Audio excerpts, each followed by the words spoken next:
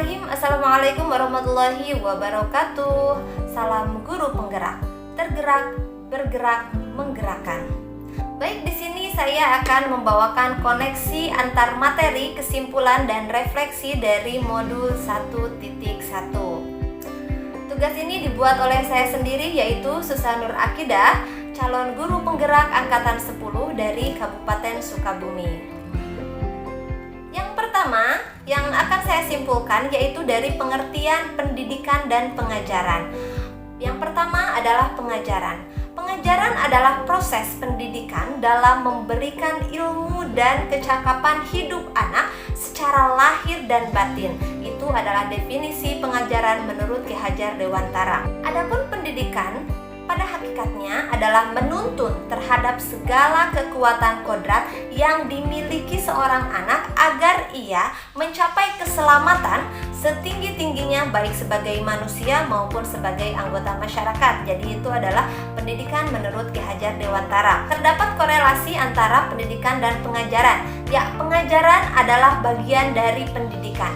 Baik, untuk yang selanjutnya yaitu pemikiran filosofi pendidikan menurut Ki Hajar Dewantara.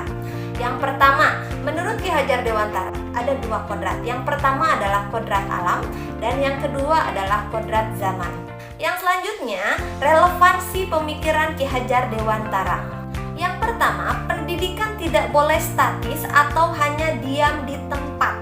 Yang kedua, pendidikan harus holistik dan seimbang. Maksud holistik di sini yaitu holistik itu menyeluruh, baik dari emosional, spiritual, ketertarikan anak. Itu pendidikan harus mencakup dan harus seimbang dari aspek-aspek tersebut. Lalu yang selanjutnya, adanya olah cipta untuk menajamkan pikiran, olah rasa untuk menghaluskan perasaan, olah karsa untuk memperkuat kemampuan, kemauan, dan olahraga yang tentunya untuk menyehatkan badan.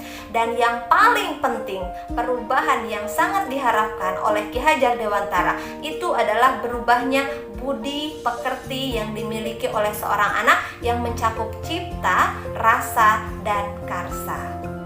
Nah, apa yang saya percayai tentang murid dan pembelajaran di kelas sebelum saya mempelajari modul 1.1 ini. Yang pertama itu adalah teacher centered atau pembelajaran terpusat pada guru.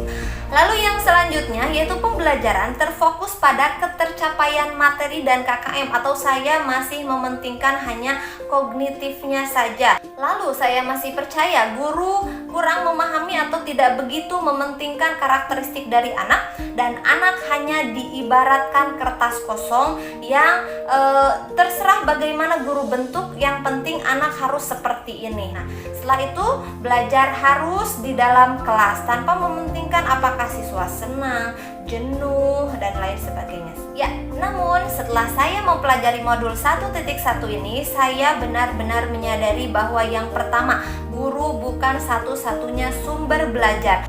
Yang kedua, pembelajaran berpusat pada anak atau student center. Lalu yang selanjutnya, anak adalah kertas yang penuh coretan samar-samar sejak lahir. Tugas kita adalah menebalkannya, jadi menebalkan hal yang baik dan tentu saja menghapus hal-hal yang jelek yang sekiranya bisa membawa mereka ke arah yang tidak baik. Dan selanjutnya yaitu peran guru adalah Tutwuri Handayani, Ingar Sosung Tulodo, Ingma Dia Mangun Karsa, yakni seorang guru memberikan contoh yang baik, memberikan teladan yang baik di depan siswa, dan tentu saja bisa memberikan motivasi yang baik para siswa. Dan yang terakhir tentu saja belajar harus menyenangkan.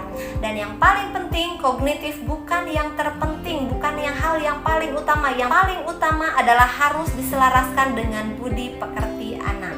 Jadi, saya akan mendorong peserta didik berpikir kreatif, inovatif, berinisiatif, mandiri, serta tentu saja berbudi pekerti sesuai dengan filosofi Ki Hajar Dewantara. Demikian kesimpulan dan refleksi dari saya. Terima kasih atas perhatiannya. Salam guru penggerak, tergerak, bergerak, menggerakkan. Assalamualaikum warahmatullahi wabarakatuh.